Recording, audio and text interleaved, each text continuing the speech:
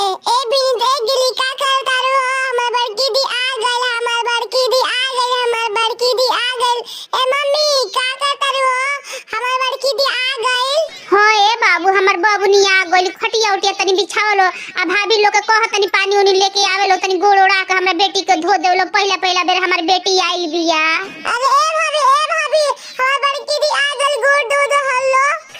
होई हकला हवा का बोला तारले कि ए बाबी आ के गोड़ धो दलो इनकरा काला सब के आ के उनकरा गोड़वा पे ढोई जाई जा हमनी के काहे के गोड़ धोए जाई जा लागता कि हमनी खातिर हुंडिया लेके आइल बड़ी के गोड़ धोए आई जा तू धोवा तार माई धोवा तो लोग धाधाइल बड़ा लो एही जा उनकर विदाई भइल त मार जानी के बुढ़िया खेत बाड़ी बेच के दुनिया भर के उनकरा के मिठाई देले रहली पूरा गाड़ी भर देले रहली मिठाई से आ यही ना छुछे आइल बड़ी खाली यहां दुमावत लेके आइल बड़ी पाहुन भी नहीं खनाइल उनकरा साथे हमनी के धाधाइल काहे खातिर जाई जा। हां ये दीदी हौ देखी ना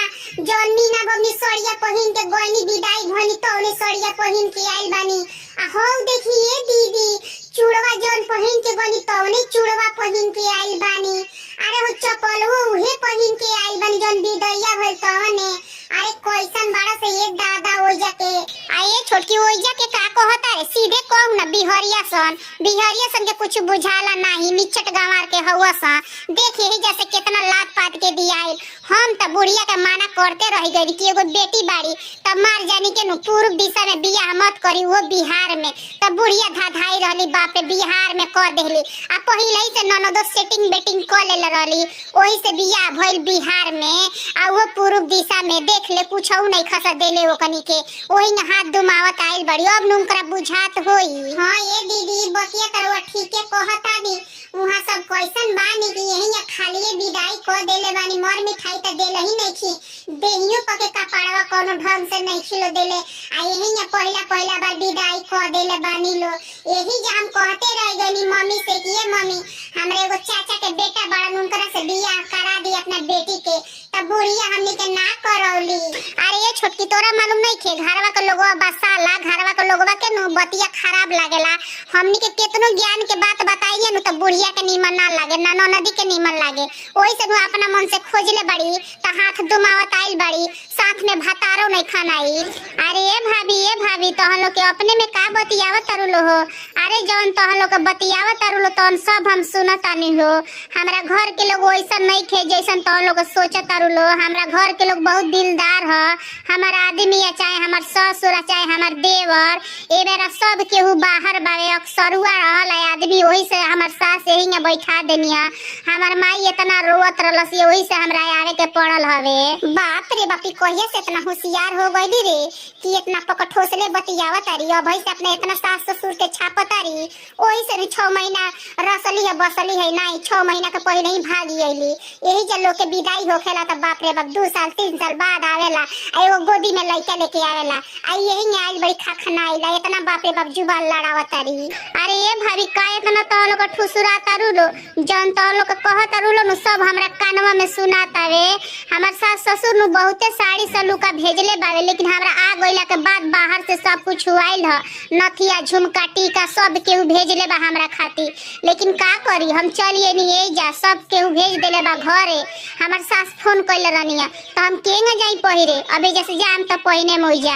अरे ए बबनी का ओकनी के मुहे लागल बाड़ू तारा के देखली से त एकनी के मुहे माटी ले लेली स कुमार रहलू तबे मुहे माटी ले रहली स अब तनी आइल बाड़ू 2 दिन खाती त आँखी में धस गइलू अब हई से लगली स तुर के बोले हमरा बेटी के। अरे ए मम्मी हमनी के होई जा तुर के बोले वाला रउआ मीठ बोले नीनू रउ बेटी मीठ बोले नीनू यही हमनी के चिल्लाते रह गनी जा कि बिहार में बियाह मत करी लेकिन कइला के नतीजा देख ली कि हाथ दुमावत आइल बानी एगो देहियो पे कपड़वा नहीं पहिन के आइलो जकिया के। अरे ए पतोहा काहे इतना बोलत तारू लो हो सेवा सत्कार करे के जगह पे तो लोग काहे इतना बोलत तारू लो हमरा बेटी के सेवा सत्कार नइखे करे के मन त मत करलो लेकिन ओ जकिया खड़ा करा के हमरा बेटिया के काहे इतना तुर के बोलत तारू लो तो हनियो लोग के सुनत तारू लो हमार बेटी कहते बिया कि सब कुछ आइल बा लेकिन हम पहिन ना पौनी ह